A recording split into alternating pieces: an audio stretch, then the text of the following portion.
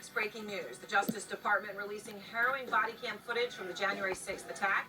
A former police officer among the rioters wielding a flagpole, attacking the Capitol Police. How can Trump allies whitewash what happened that day? Plus, more breaking news, multiple shootings in Arizona tonight amid a surge in gun violence across the United States.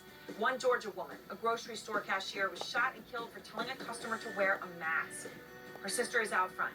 And the CEO of Morgan Stanley, the financial firm, says to his employees, quote, if you can go to a restaurant, you can come into the office. Why that's hitting such a nerve? Let's go out front. And good evening, I'm Erin Burnett. Out front tonight, the breaking news. Horrifying new video of the January 6th assault on the Capitol. An officer attacked with a metal pole. Rioters screaming profanities at officers before rushing them and engaging in hand-to-hand combat. So this video was just released by the Department of Justice. It was actually taken by a police officer's body cam. And I want to play it for you because people are denying what happened that day happened, and it's important to show again and again the truth. I'll warn you, the video is disturbing.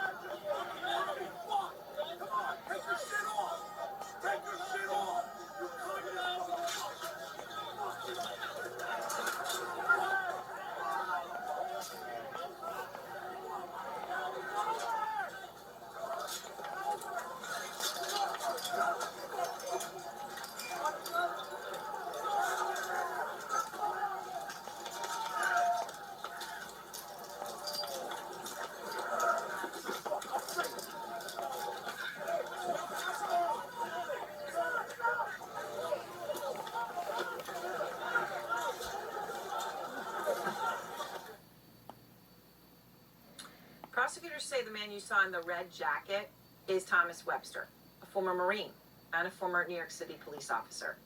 The DOJ also released this photo of Webster straddling the officer.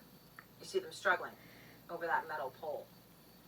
And then this photo showing Webster attacking the officer who is on the ground.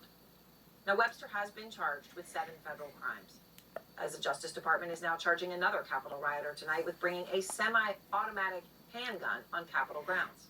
Semi-automatic. Just 2 days after a Republican congressman made this claim. The propagandists claim that this was an armed insurrection, but no guns were found. Well, they're charging someone with bringing a semi-automatic. Guns were found, lives were in danger. In fact, 5 lives were lost. People are permanently injured, police officers. And now some of Trump's acolytes in Congress are trying to blame the officers who protected them for actually perpetrating the violence that day.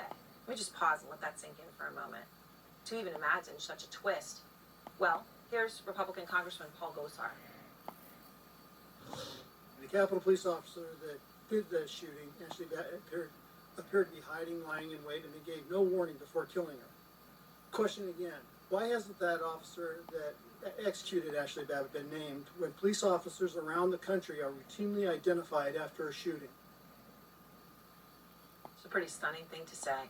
Republican Congressman Liz Cheney obviously feels that way. She reminded Gosar, quote, on January 6th, as the violent mob advanced on the House chamber, I was standing near Representative Gosar and helped him open his gas mask.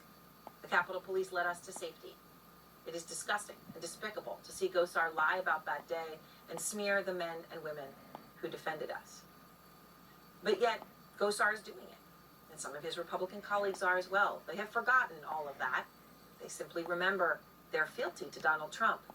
Maybe they have not seen the new video that I just showed you. I want to show part of it to you again. An officer, police officer, getting attacked by rioters with a metal pole. It's shocking and horrifying, but you know what? There's no way that Gosar and others haven't seen horrifying videos like this already, because we have been playing them over and over for months. Officers getting assaulted, some gravely wounded that day, people dying. And yet to people like Gosar, these officers are now the enemy? Some Republicans seem to be looking high and low very low, for any theory to shift blame from Trump and his supporters to just about anyone else. And I mean, just hold on here a second. When I say shift blame to just about anyone else, listen to this. This new conspiracy theory that Fox News host Tucker Carlson put out there. Strangely, some of the key people who participated on January 6th have not been charged. Look at the document. The government calls those people unindicted co-conspirators. What does that mean? Well, it means that in potentially every single case, they were FBI operatives. Huh? Tucker Carlson is now saying the FBI was part of the riot, guilty of assaulting America's Capitol? This is an incredible thing to say. It is incredibly irresponsible. Of course, members of Congress who refuse to admit their actions and Trump actions leading up to January 6th were the real cause of the insurrection that day, and they have picked up on this new baseless theory, rushing to it. The usual suspects here. I give you Congressman Marjorie Taylor Greene. She tweets, "We need names and answers about the FBI operatives who were involved in organizing and carrying out the January 6th Capitol riot." And Congressman Matt Gaetz, who is under FBI investigation over sex trafficking allegations involving a minor, even sent a letter to FBI Director Chris Wray. He sent him a letter asking how many FBI agents were at the Capitol during the siege.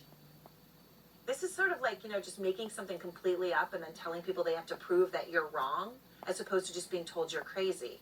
No, the FBI did not organize the January 6th insurrection. Officers did not lie in wait, planning to execute innocent bystanders.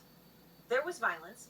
It was perpetrated by the people there, the rioters, some of whom had weapons, including metal pipes. They were the violent ones, not the officers trying to defend those in Congress and the Capitol itself. Marshall Cohen is out front in Washington. And Marshall, what more are you learning about this new video, this horrible video involving that metal pole and the charges against the rioter in it? Yeah, Erin, good evening. So this video came out today because CNN and other news outlets were pushing in court for the DOJ to release videos like these from the Capitol riot. You're seeing it right now. The guy who's going to come on your screen in the red jacket, prosecutors say that he is Thomas Webster. He's a former Marine. He's a former NYPD cop. And this footage shows him attacking other cops on the other side of that line who were defending the Capitol. As you said, he was shown here wielding a pipe. That pipe was eventually wrestled away by the officer, but not before Webster, in the red here, you can see him throwing that cop to the ground. There are pictures of him grabbing at the officer's face. This is just one of the many brutal scenes from January 6th, and we're finally, even all these months later, starting to get a glimpse at the front lines, this brutal hand-to-hand combat from that really terrible day, Erin.